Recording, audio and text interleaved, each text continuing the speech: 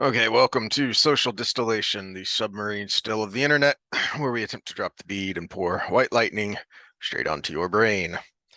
I'm gonna need some today because we're not talking fun stuff. We're talking real life annoyances. I got something funny for you right off the bat, though. And this a lot of the things we've talked about up until this point will be, I guess, reinforced by this. And this is, we talk about tinfoil hats and conspiracy theorists and everything. And well, let me just let them tell you what I'm talking about. Share sound.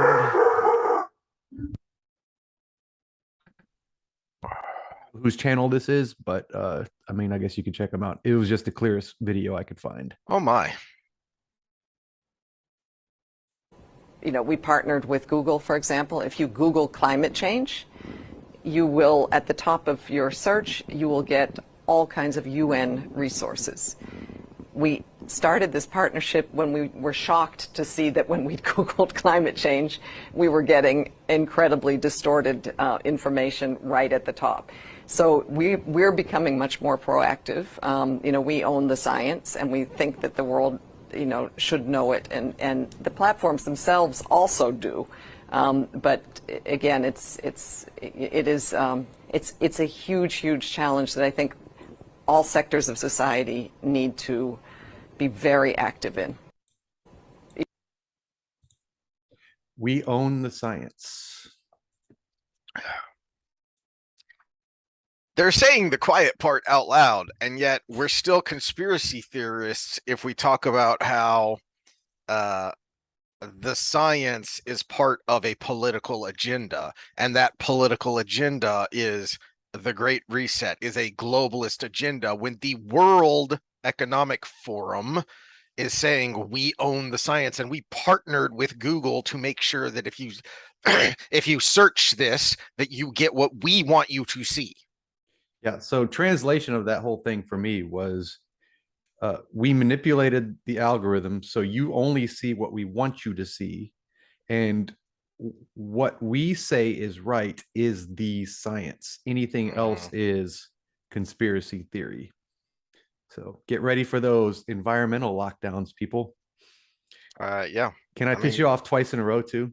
It's already started. Isn't that basically what was happening in Holland? Because that was what the farmer protests were all about, is the draconian restrictions on their ability to farm because of environmental regulations. Mm-hmm. And that was done by the judicial branch too. That wasn't even legislated. They just said, "Oh, climate justice. You must shut down operations for XYZ time periods." And we're talking a country that you could drive across in 3 hours is the second largest producer of exported food to the world, second to the US only. I mean, how quickly the things change. I was sitting on the pot at my mom's house, and she has National Geographic on the side stand there, and I opened it, and it said, what was the headline? It was something to the extent of the amazing Dutch farmers, and how a tiny little country feeds the world. And it was, the stuff they do is actually amazing, like quadruple decker, lettuce farms and all kinds of, they harvest the carbon from their the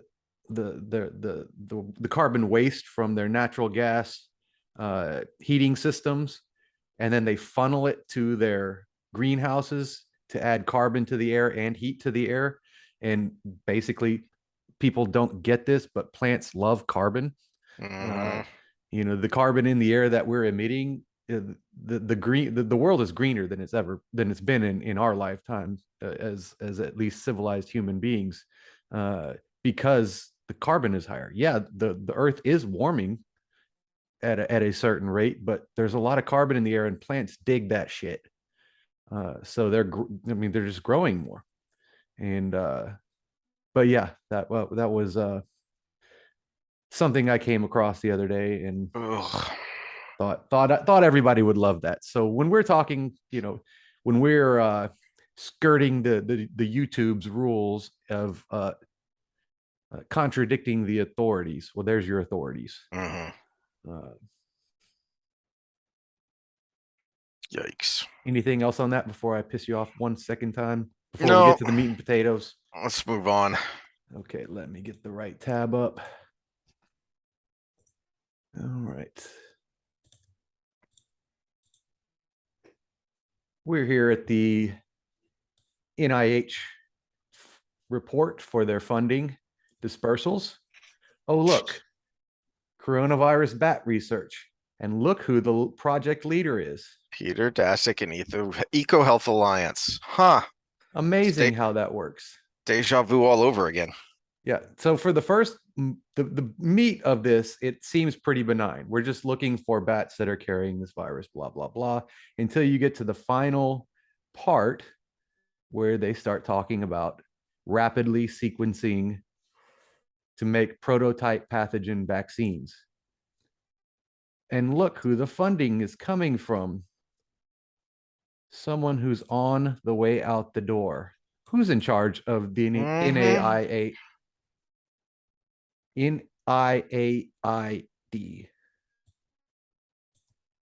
Mr. Dr. Fauci. On his way out the door, gives his good old buddy Peter a nice big grant. And this is just one of many, by the way, to, start developing prototype vaccines out of bat coronaviruses in the wild. Some people would say, oh, but we just went through a pandemic. We need to get ahead of this. This is exactly what we were talking about. What we were told not going on. But here it is right here.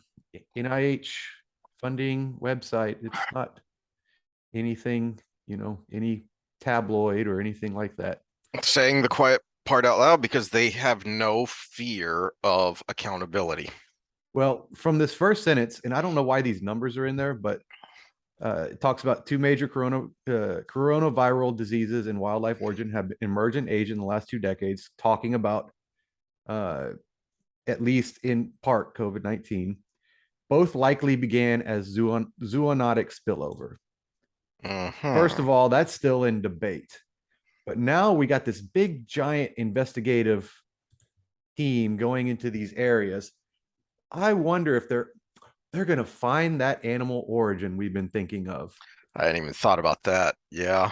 When you could just take the already sequenced genome from the original Wuhan strain, go out there and say, look what I found in a bat. See, you should have trusted me all along. My name's Peter Daszak. And I said nothing to see here with the Wuhan lab. Did I derail you? Yeah. I don't want to get off on COVID stuff too much yet. I've had thoughts on that because I keep hearing the frickin' Pfizer commercials that are commercials. They aren't PSAs. They are commercials. And we're paying for it in more ways than one.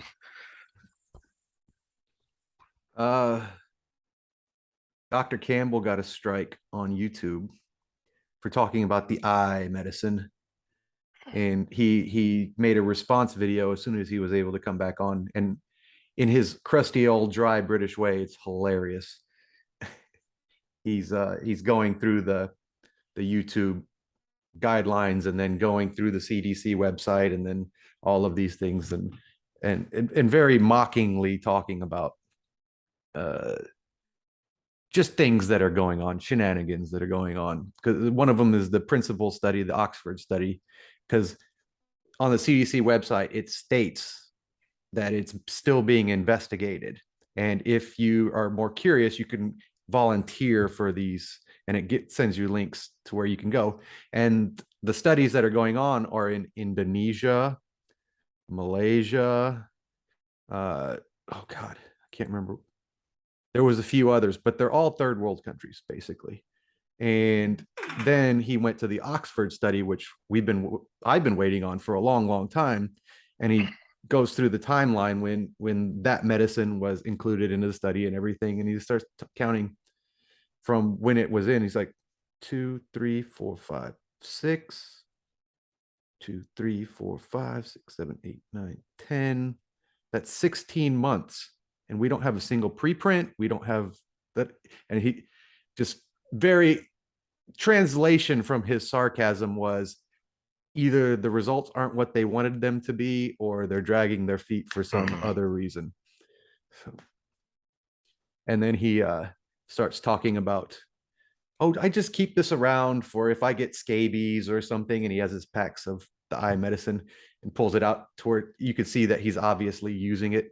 And so it's a pretty snarky video for those that like Dr. Campbell or are curious. And he's actually very educational in how he presents things. So it's a good place to go. Yeah, I watched him a little bit, but we try not to cross the streams with our sources. And I know he's a regular of yours. Mm-hmm. All right.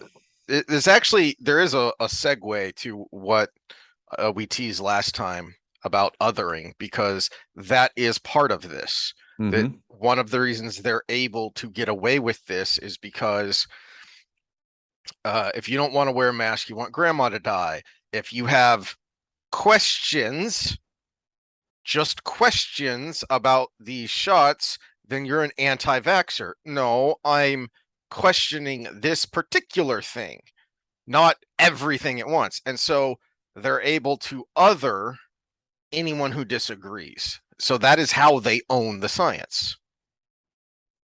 Or if you want to see more work done on a certain medicine, therapeutic, you eat horse paste. So we kind of, to my mind, reached peak othering last week, I think it was, where this kid was run over, a vehicular homicide. An 18-year-old kid was run over. And so I'm going to set the stage here, and then I think you want to go more into the psychology of the othering. So this is what we teased last time, and let's open this up. So I've got several links here, and I want to start with this ABC News story because it's interesting the way they frame the story. A North Dakota man accused in the fatal hit and run of a teenager after a small town street dance. I feel like you're burying the lead there, ABC.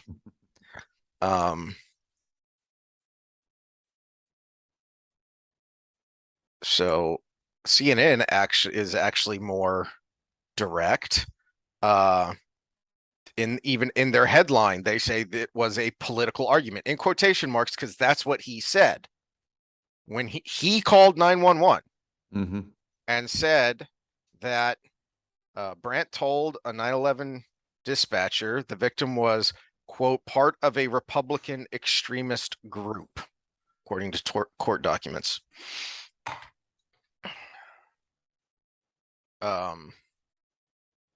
He admitted striking the pedestrian with his car because he had a political argument with the pedestrian and believed the pedestrian was calling people to come get him. He was calling his mother because he was scared out of his mind. And this is the part that gets me, and I didn't, stupid Yahoo. Stop that. I couldn't stomach the video again, so I just pulled up a story talking about it, that in his bail hearing, he is... Wait, there's video of the accident? Or no, the bail hearing. Oh, okay. Yeah, no, I couldn't stomach this guy, Brandt, talking in his bail hearing. He is utterly perplexed and confused about why this is happening to him. He talks about how he has a life and a family and a house and a job, and he doesn't want all of that to be taken away. You took an 18-year-old kid's life away. this is peak othering. This is total othering, that there is no remorse, no even acceptance that he has just ended another human's life. He doesn't get it. Why is this happening to me? Why am I being punished? Why is my life, my livelihood being threatened here? Because of what happened. Well, because you killed a kid, you psychopath, sociopath, more accurately. And so by the rules the left has established, by the rules the Democrats established, this means Joe Biden is going to get impeached now, right? No. Because if what Trump said in his speech at that rally on January 6th directly caused the riot at the Capitol on January 6th, then how is Joe Biden's declaring his opposition fascists and extremists not directly responsible for this? Well, PolitiFact will come in and tell you why exactly. Oh yeah, I know. Because they just broke down Kamala Harris's equity speech about Hurricane Ian. That she didn't say resources should be allocated first to people of color and poor people. And I'm like, yes, she did. I listened to the video 3 times. So I have some more news I want to relate to this before we get more into the whole othering aspect, because this isn't new and this isn't isolated. This is just perhaps the most jarring of recent events, because you don't have to make an inference. You don't have to connect the dots. The perpetrator himself is connecting the dots. Well, since you actually watched it before, I know you don't want to watch it again, but did he sound like he thinks he was doing this in self-defense? I don't know about sounds like he was doing it in self-defense, but he certainly sounded that he thought he was completely justified, because there's zero contrition in his voice. All of his statements and his emotion is about the effect that this is having on his life. Well, but that's the thing when we're talking our us versus them conversation. If it truly was that portion of it, there would be this whole dissonance in his head that he truly thought he was in danger from this MAGA extremist. I imagine that's going to come out more as we approach the trial, and this was just his bail hearing. Yeah, but the other part of this is I'm sensing some sociopathy or some psychopathy, where he truly is just clueless that he did anything wrong. Yeah, and in that case, we need this guy off the street anyways. Yeah, and he got $50,000 bond. So no, that was before it was changed to murder. Okay, that was when it was vehicular homicide, and then it was changed to murder.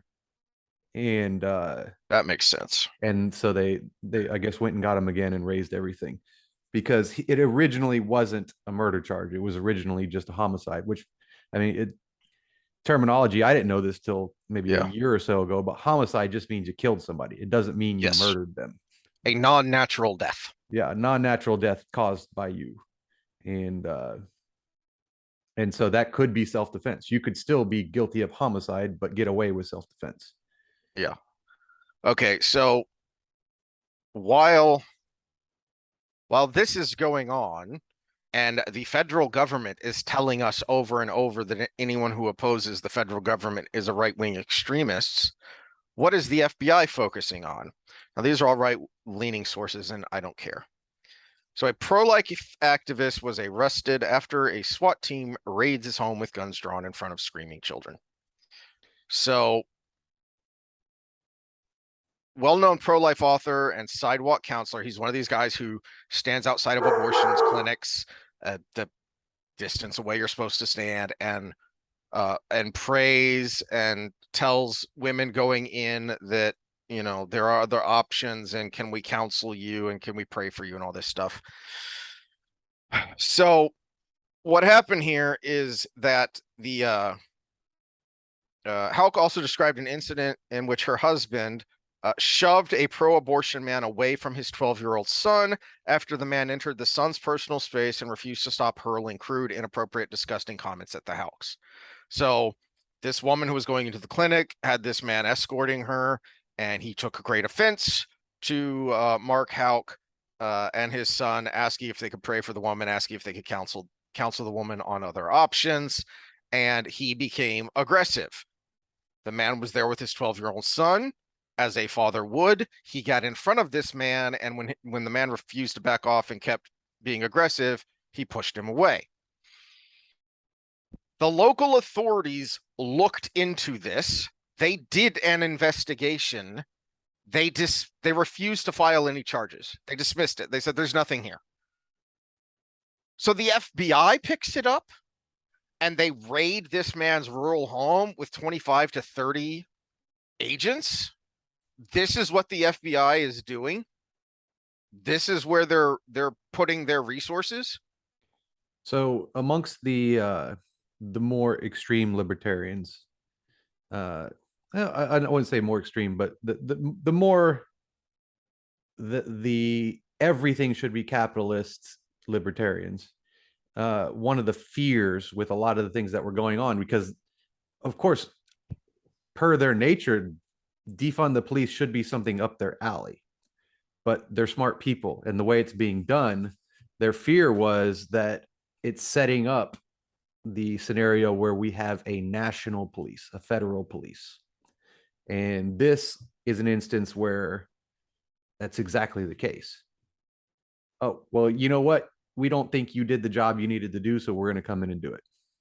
Yes, this is what the heck business is it of the FBI? Now, I know the law he's alleged to have violated was a federal law protecting abortion clinics. That law in and of itself is suspect because abortion clinics are not federal. They are state and local entities governed by state and local health boards, policed by state and local police. And so to me, this is not just bureaucratic nonsense. This isn't just, as bureaucracies do, trying to justify your existence by constantly making up work for yourself. So Dan Bongino, I don't know if you know who he is. I know who he is, yeah. So he's been on this a lot. He's been making this point a lot since the Mar-a-Lago raid, because he was in the NYPD and he was in Secret Service, that this isn't how this is supposed to work. Because if somebody has a lawyer, you go to the lawyer and you arrange for the person to turn themselves in. Unless there is a legitimate concern that the person is a flight risk or will destroy evidence or something to that regard, you do not raid someone to arrest them if it is a known case and they have a lawyer. And because he was investigated by the local authorities, Hauk undoubtedly had a lawyer. And as Bongino points out, you don't want something to go wrong. You don't want someone to panic. You don't want someone to lose their cool. So you arrange for these things to be done civilly and with a lawyer present, so there are no surprises. Mm-hmm. To me, that's what makes this raid on Hauk insidious. This is intimidation. This is purposeful intimidation of, it doesn't matter who you are. You can be a nobody who's just on the street praying for someone. If you are countering our agenda, we will come after you. We will come after you with the full force of the federal government.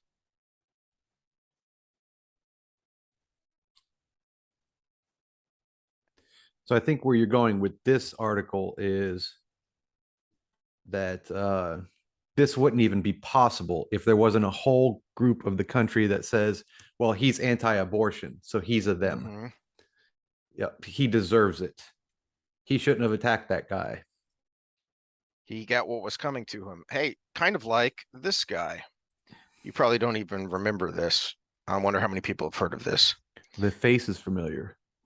Man gets 25 years for attack. Family Research Council is a very conservative, Christian conservative organization that has been pro-life and anti-gay marriage, and those are kind of because they're heavy on the Christian part of the conservative Christian, and so those have been kind of their focuses. Is as the name suggests, policy that impacts the family. And this guy went into the Family Research Council. This says last year. When was this? So this is 2013. So this happened in 2012. That this guy goes into the headquarters of the Family Research Council and starts shooting it up because of its opposition to same-sex marriage, according to him. This othering has been going on for a while, and when something happens that can be even tangentially connected to the right, the media loses its mind and is quick to jump on that. But something like this is quickly swept away. Or something like this. I assume it switched here. Yep. Anyone remember this guy? Yeah. Not only was he a Bernie bro, but you talk about right-wing Republican extremist groups. He joined a, quote, terminate the Republican Party Facebook group. And then he goes out and, were it not for the fact that, one, he wasn't a good shot, and two, Steve Scalise happened to be there, and since he's in leadership, he has a Secret Service detail, which is how they were able to take him down as quickly as they did without anyone being killed. Scalise was severely wounded, but managed to recover from his wounds.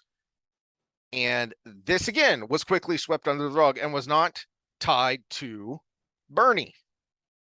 Even though this guy was a Bernie bro, was a volunteer, had joined this extreme Bernie anti-Republican Facebook group, and drove all the way to DC in order to try and assassinate. I want to say it would have been something like a quarter of the Republican senators at that time, is what my memory serves. It could have been the most horrific act of political violence in our history, were it not for just those two things going in favor or against this guy. The othering has been going on for a while, and we shouldn't be surprised that it has led to an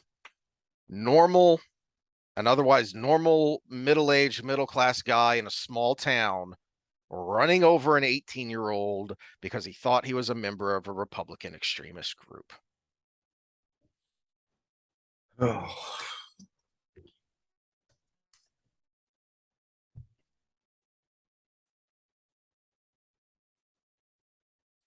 Yeah, I don't know where to go with this except, well, I mean, this has been kind of a powder keg, like you said, for a little bit. And MAGA didn't help, but it was already there. Remember, before they were MAGA, they were the deplorables.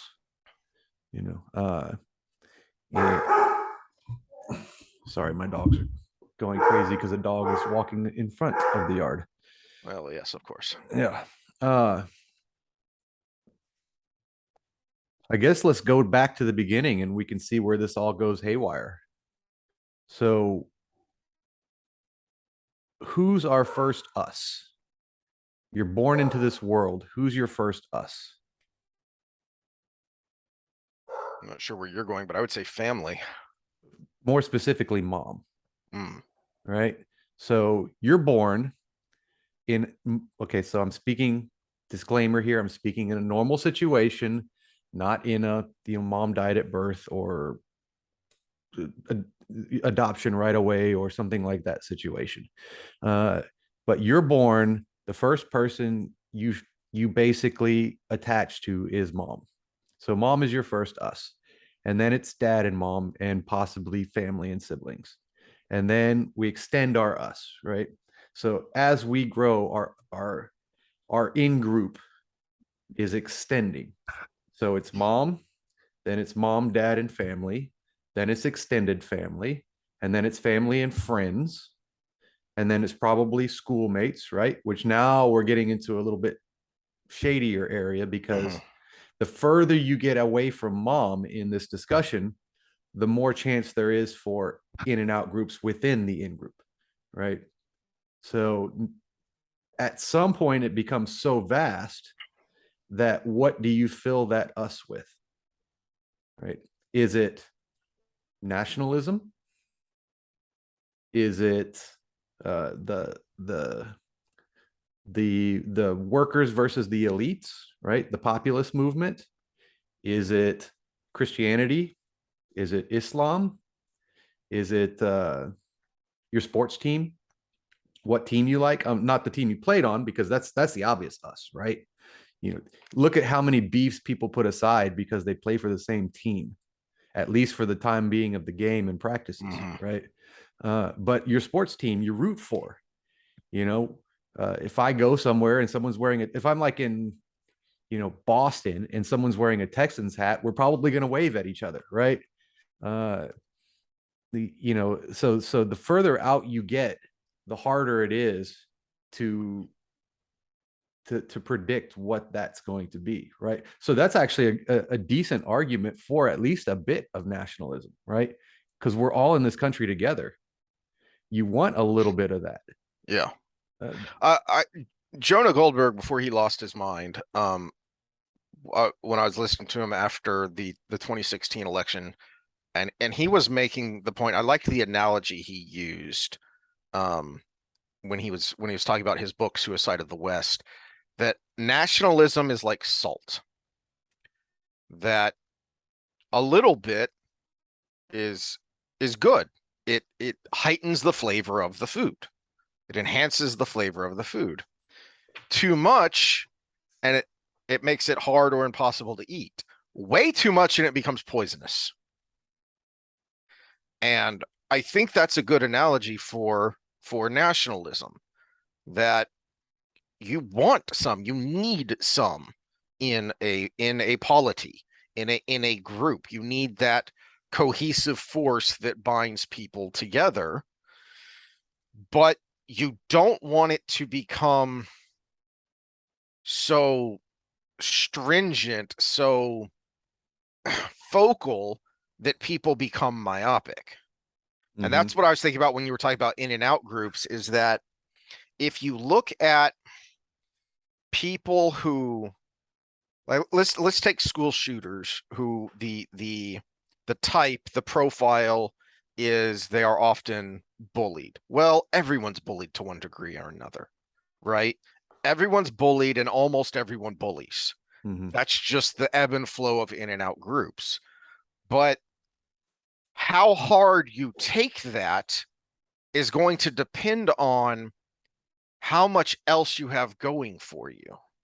If your whole being in high school is bound up in your group, then when that group is attacked, or when you are bullied or teased because of your being in that group, you are going to take it much more personally. You're going to become much more emotional about it.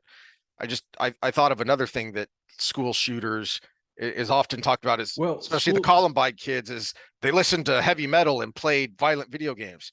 Well, so did we, but we had other stuff going for us too, so that we were not subsumed by that. Well, that's the thing, because look at the Uvalde shooter, for instance. He's a great example of this. They tend to be everybody's out group. That person is everybody's out group. So they've got very few people in the school, and in his personal life. So I gave my spreading of the in group. He didn't even have a personal in group. because apparently he was abused at home. Apparently his He was grandmother living with his grandmother, I believe. but apparently even she was like, you're useless, you're a piece of crap, and all of this on top of that. So he didn't even have an in-group at home. So and apparently this was from a young age, and this is, so his out-group was everybody. What do you do when your out-group is everybody? You just kill as many people as you can.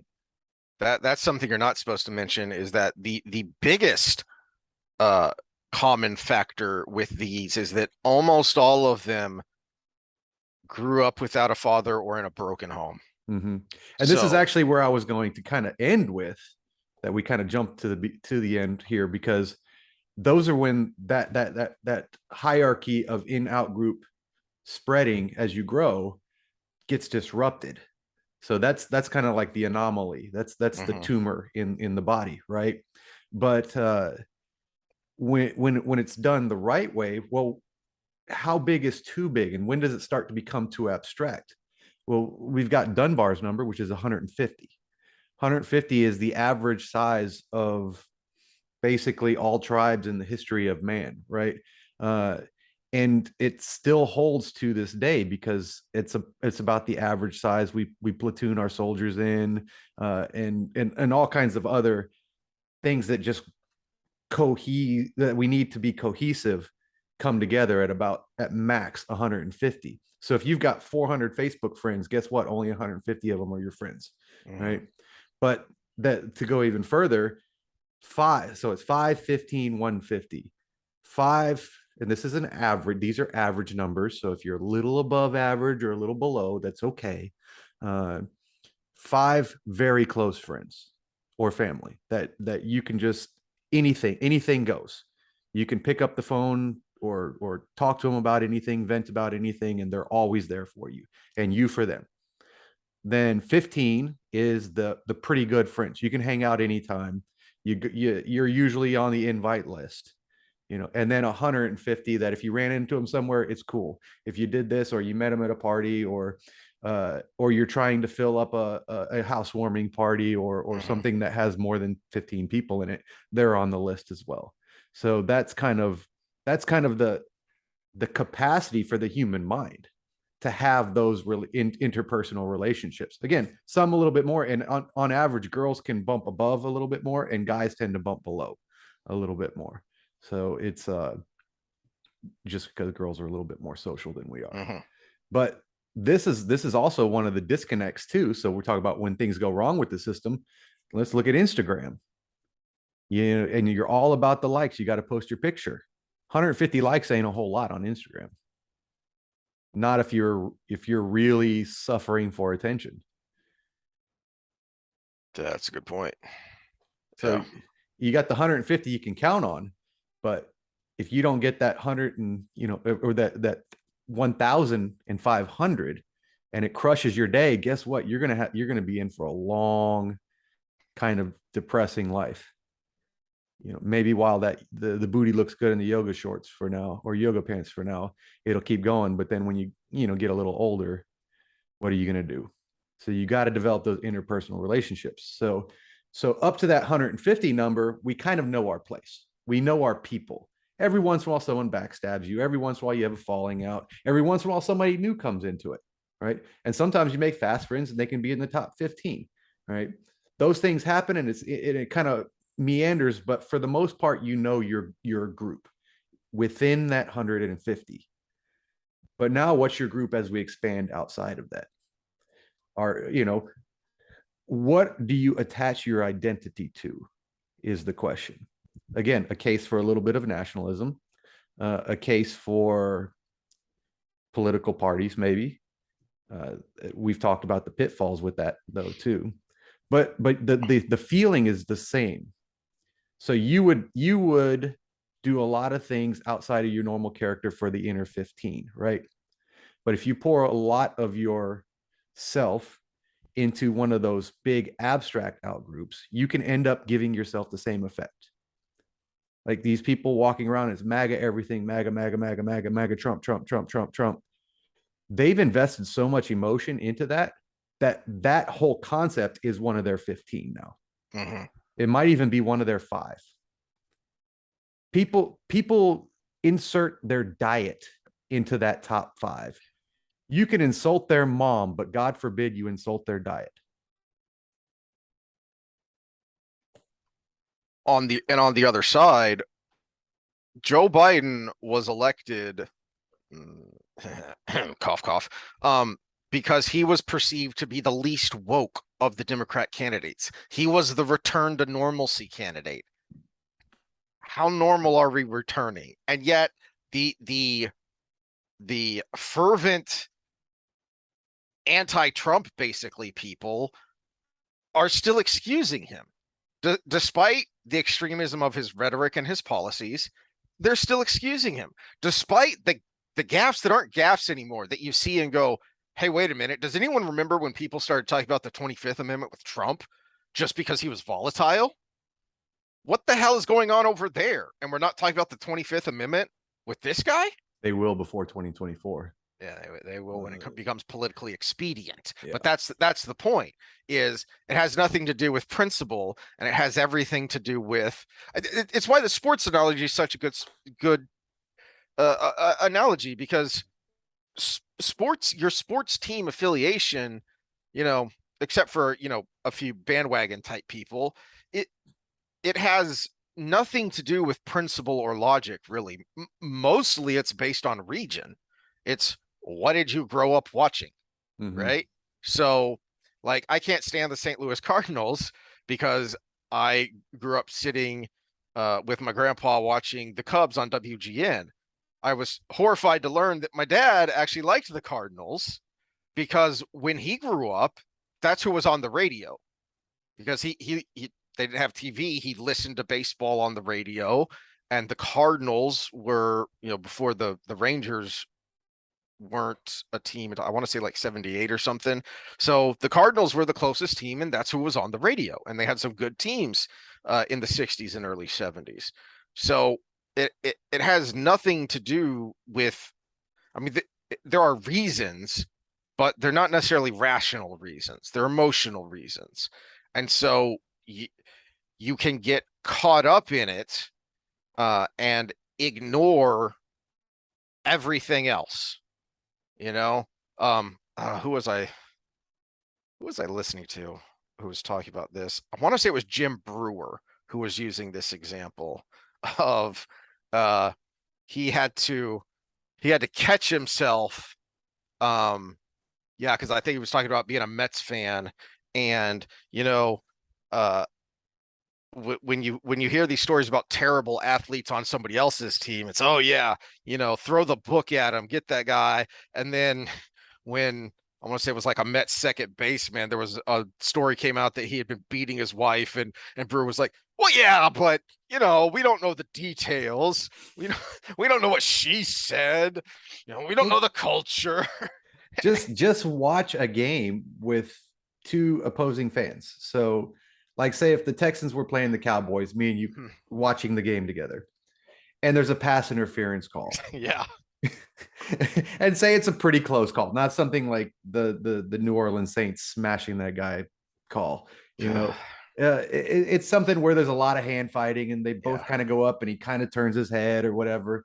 Depending on which team's defending and which team's on offense, we're gonna be like, no, that was a good call. No, that was just hand fighting. Let them play. Let them play. They're just out there trying. He was trying to turn his head. He grabbed his face mask. And we're watching the same video, drawing 2 different conclusions just because we're on the other side. With sports, ultimately, it doesn't matter. Now, it might matter more if you invest a lot of money in your team and, tickets and paraphernalia and whatnot. But ultimately, it doesn't matter. It's just a game. This is what has become so dangerous and even insidious about creating this. Well, let's stick with sports. Atmosphere. You started this with a guy running over another guy. Yeah. Because he was a dangerous MAGA extremist. People have killed each other. Yeah. Over rival. I mean, how many murders were there at the Black Hole when Oakland had the Raiders? God, it was at least one every 3 years. in the Byzantine Empire, I'm going way back, but this is what I do. There were chariot teams that were color coded, and so that's what the teams were known as, is the blue or the red or the I don't remember what they all were, but your identification with your chariot team was soccer hooligans on steroids. There was a point, I want to say it was the beginning of Justinian's reign, but I can't recall, where a chariot riot got so out of hand it caused a civil war. The capital was basically in flames for like 40 days before they could bring in enough troops from the outlying areas to put down the riot. That's how insane it got, and there were thousands killed. And when you think about it, think about, the scene from Gladiator where the senator is talking about bread and circuses, and this is what you have, that your life at the bottom is so crappy. This is all you have. Your whole identity is this. And then something disrupts it, confronts it, and you lose your ever-loving mind. So you kind of segued into the othering that we have in today's society, right? So what do we have? Well, today we have the vaxxers, anti-vaxxers, the maskers, non-maskers. You're going to kill grandmas. You're paranoid. You're shutting down the economies. You're anti-science. We are the science. All of these dichotomies we have now. But let's go further back, and we've brought up the words being used in media, racism and all this, how it suddenly spiked at a certain time. Well, what also happened around that time?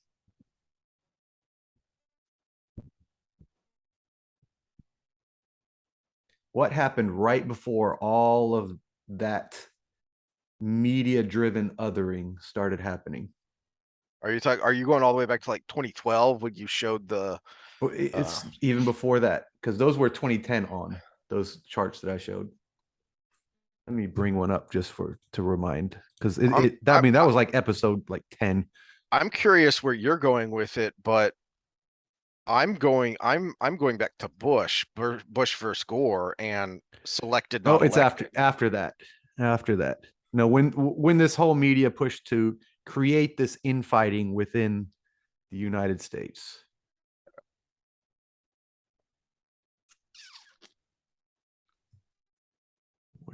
The Tea Party happened. Are you saying this was a counter reaction to the Tea Party? No, Tea Party was one of the things. Yes.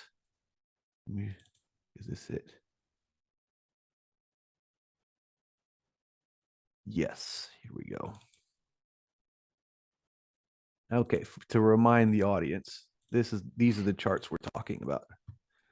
So words being, you can search how much these major publications use these specific words. Well, what's insidious to me is that, so you look at the trend upwards started to happen around 2010.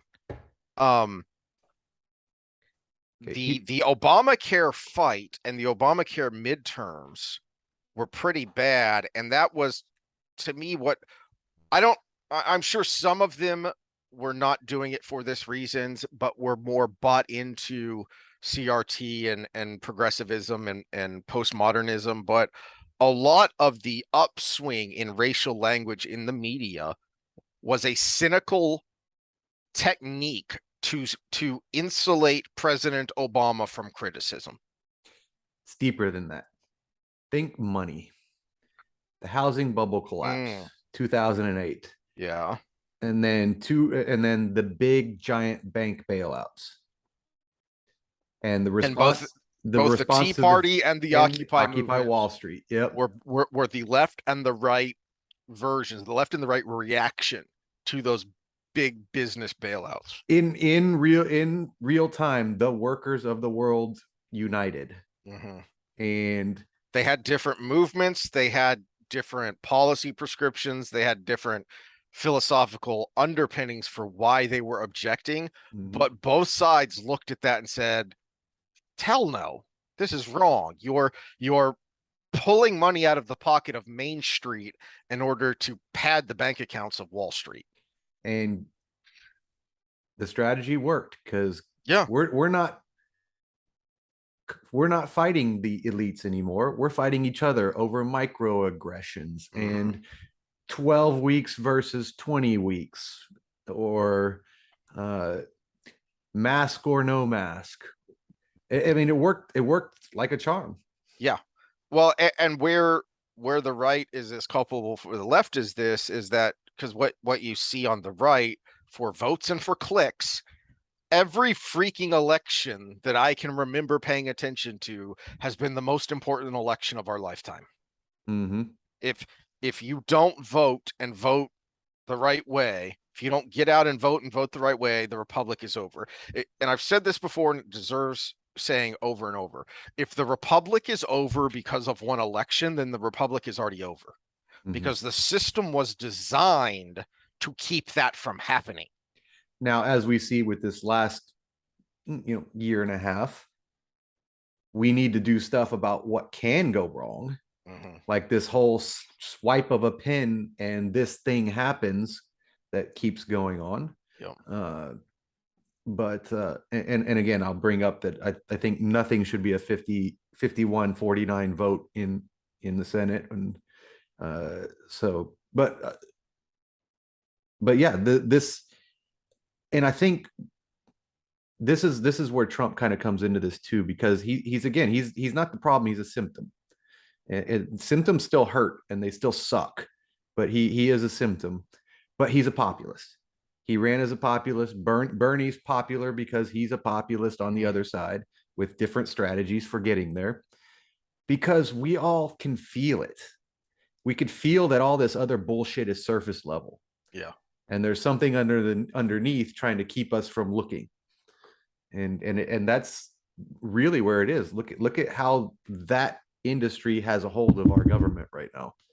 And when this housing bubble bursts, as it will, because people are buying houses for 200, 300, 400 grand more than they're worth, when this bubble bursts, especially since a lot of them are going to lose their jobs here soon, then they're going to get another bailout, and they know it.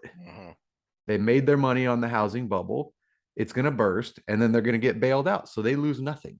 Public losses, private profits. That's cronyism, that's fascism, that's whatever you want to call it, but it sure as heck isn't capitalism. It sure as heck isn't right. And guess who's all part of the World Economic Forum? To Saki back to the beginning of all this. Exactly. And to the point you just made, instead of focusing on the establishments, the ruling bureaucracy and aristocracy that is screwing us all, the media has us pointing our fingers at each other and saying, no, that person's a fascist because they're voting the wrong way. No, that person is an anti-American commie because they're voting the wrong way, rather than saying those people up there in their ivory towers are the ones who are screwing us all.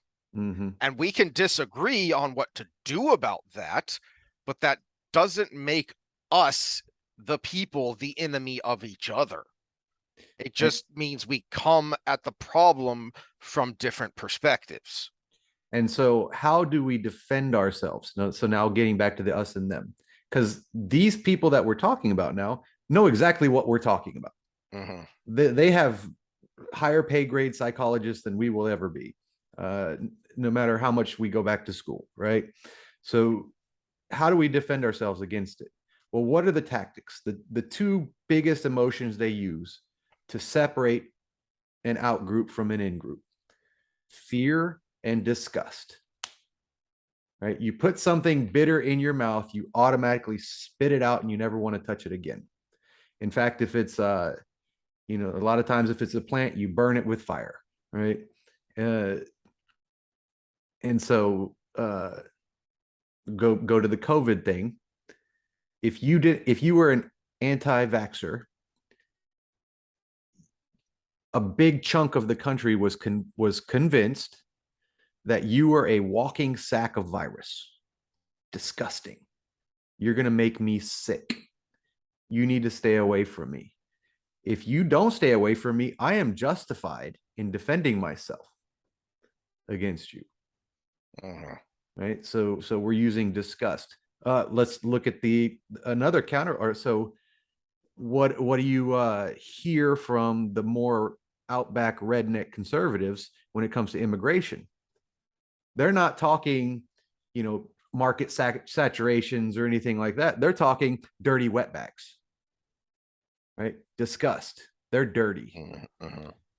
So these things are tactics that are used to create that outgroup, to push it even further away, so you never even get to see. If you think someone's just completely disgusting, you're not going to get close enough to realize they're a human.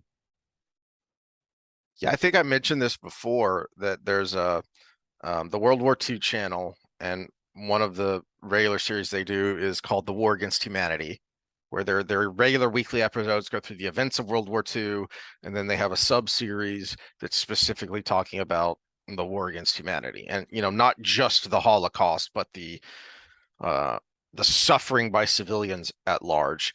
And they had a really interesting, and if you have a dark sense of humor like me, then you would laugh if you watch this episode, talking about people like Goebbels and Himmler getting mad because a lot of people don't know that the economy of wartime Germany was a slave economy. That because one of the reasons they had such a large army in comparison to a coalition of multiple countries is because they had fewer workers, because they were drafting everybody. And so to fill that gap, they imported POWs and people from the occupied territories. Well, the racialists were getting mad and concerned because they had been propagandizing the Aryan race for a decade, and now these Poles and these Slavs come in to live on and work in these farms, because all the farm workers are on the front lines, and all of a sudden people are realizing, oh, they're just people. And worse, they're because what happens when a guy and a girl get together? They start having sex. They're very and so the racialists were very upset by that. But that's what happened. It's one thing to hear the propaganda of we are the master race and those are the others, but then they come here and you talk to them and you have them at your dinner table and you work side by side with them, and all of a sudden, oh my God, it's a real person. Who'd have thought it? And a quote came to mind. Now, it's variously attributed. It's often attributed to Eleanor Roosevelt, but it predates her. And the quote is, "Small minds discuss people, average minds discuss events, great minds discuss ideas." That, keeping that in mind will help with the othering, because a big way the othering happens is by keeping your mind small and focusing on the people. Let's talk about Nancy Pelosi because she's an evil witch. Let's talk about Trump because he's a bombastic fascist. Screw those people.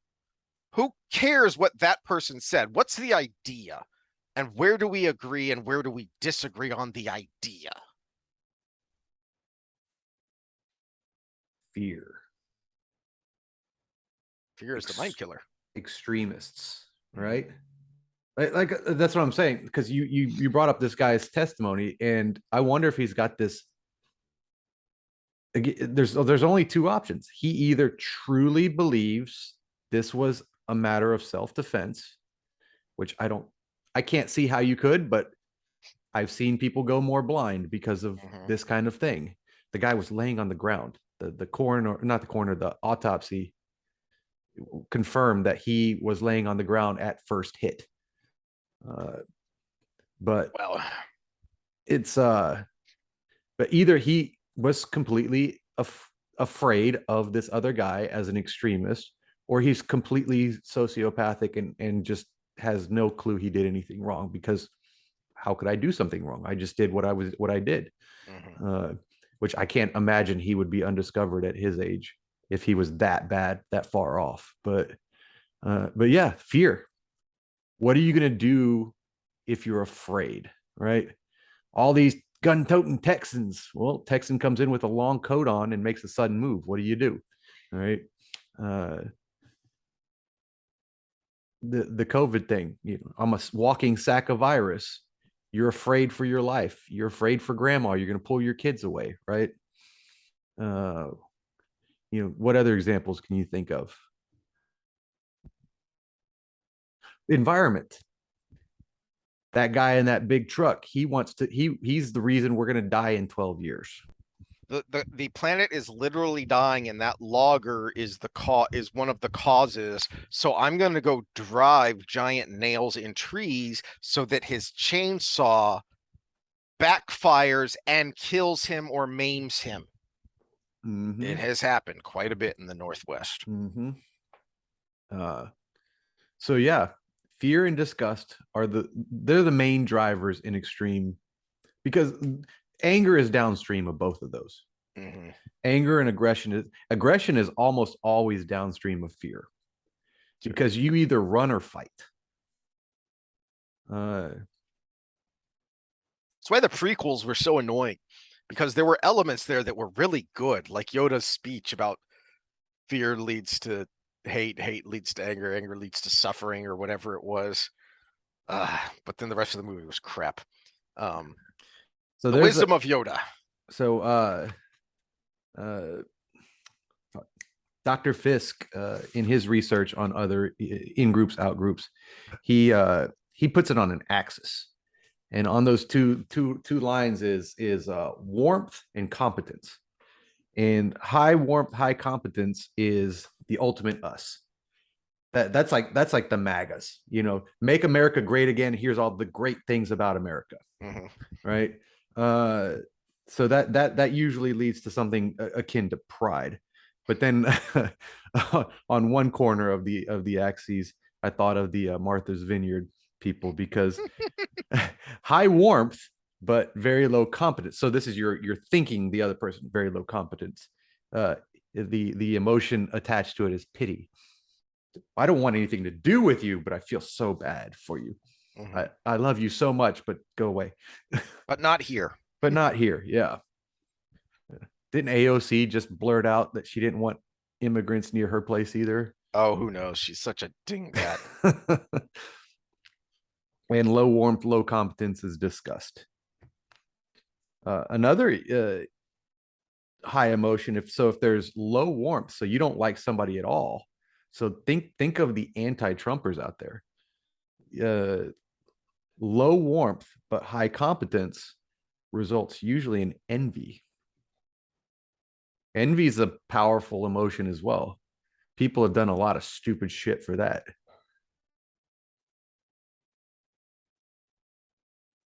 That's for sure. Yeah. That is faux show. And you see that with the frickin' media, who can't let it go. And now part of it is just crass political intrigue that we want to make it seem like Trump is on the ballot because that helps motivate our base. Okay, but it's also just base material gain. If we can keep on Trump, we had huge ratings when we were talking about Trump all the time. We had our ratings skyrocketed in the 2016 election cycle after being in the toilet for so long. So we want more of that. We need more of that. And we get clicks if we keep people agitated.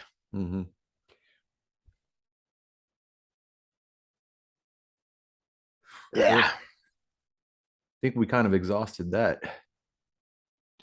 Yeah, I hope we, more than just venting about the awfulness of what spawned all this, get to some more useful discussion. And I think I've mentioned this before. It's one of the things I really liked about 12 Rules for Life is Mhm. that he Peterson isn't just giving you platitudes in that book.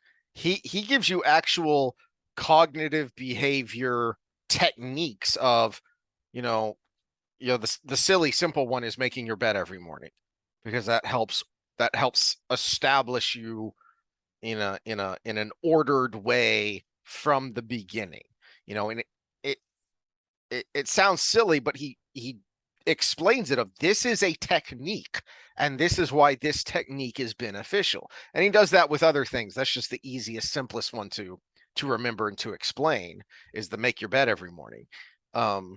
So I hope we more than just ranting about the awfulness and meandering about the philosophical, is also kind of pointed out uh, some tangible means to affect change.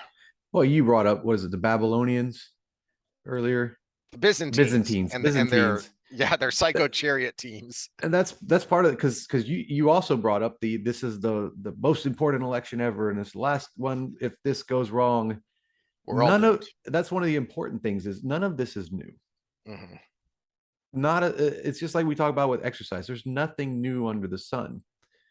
Yeah, It, it's a good point because let's go back my nerdy history brain when Barry Goldwater lost, that was the end of the Republic because that's how terrible Lyndon Johnson was. He was going to destroy the Republic, he was going to destroy the Constitution.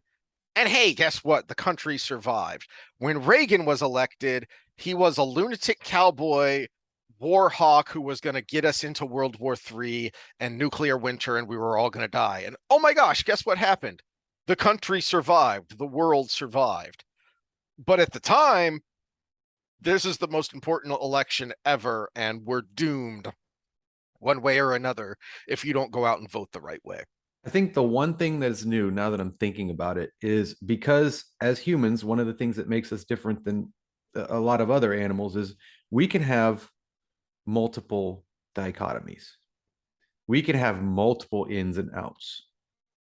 And because of the vastness of the internet, we cross streams with ourselves so many times.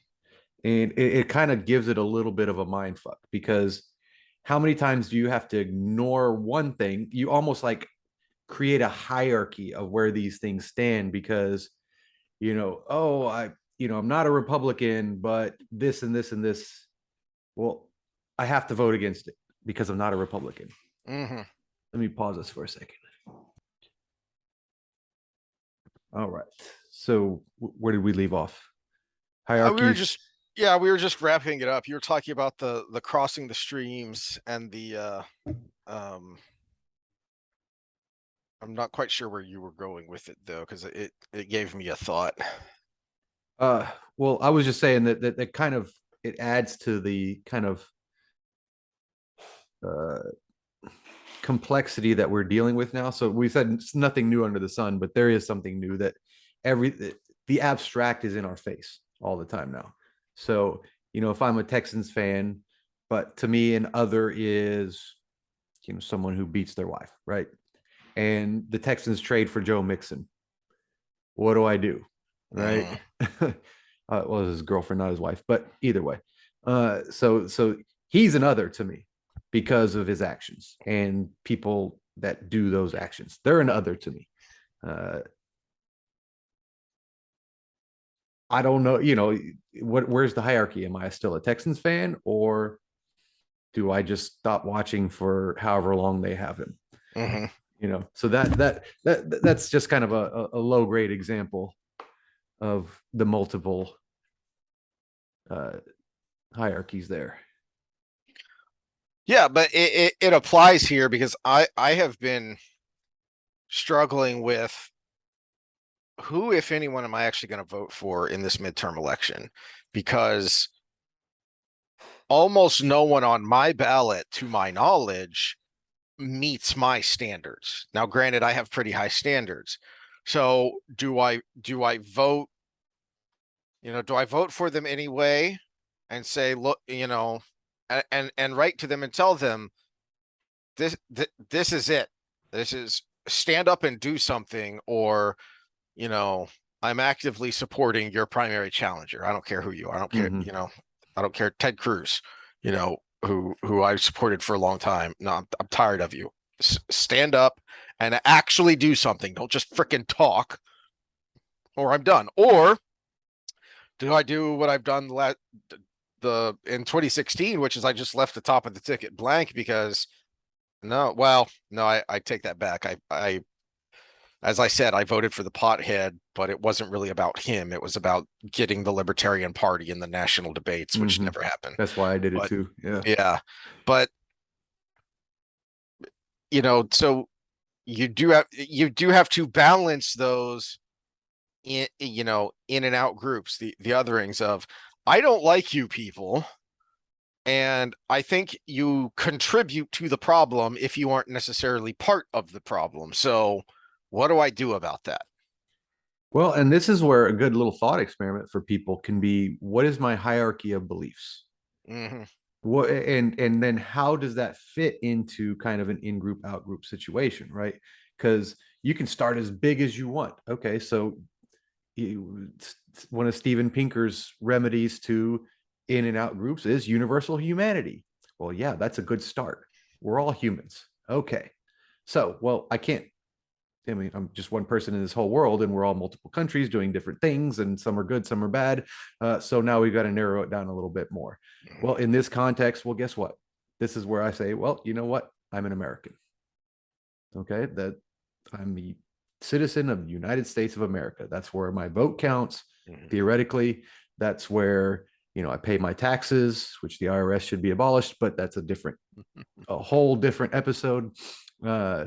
This is where I own my home. That's all of these things. So okay, so we're gonna narrow it down there, and then you just keep going from there, and you attach what values about that do you appreciate and what values do you not appreciate, and then you can start narrowing down those other things of where do I go with my allegiances. And nothing's going to be perfect, unfortunately. Yes, there are no solutions, only trade-offs. So what trade-offs are you willing to take? And realistically, with our system, you kind of got to, at this point in the game, the primary is where you have the things you really hold to, and that's where you go. You get the closest you can there, yes. And then if that doesn't go on, then you get the next closest. And then that's where you really have to say, okay, what trade-offs am I willing to live with? But keep that in mind, is that there are trade-offs, and that other people are going to make different trade-offs than you, because they have a wholly different life experience and philosophical outlook than you, because they're a wholly different person than you.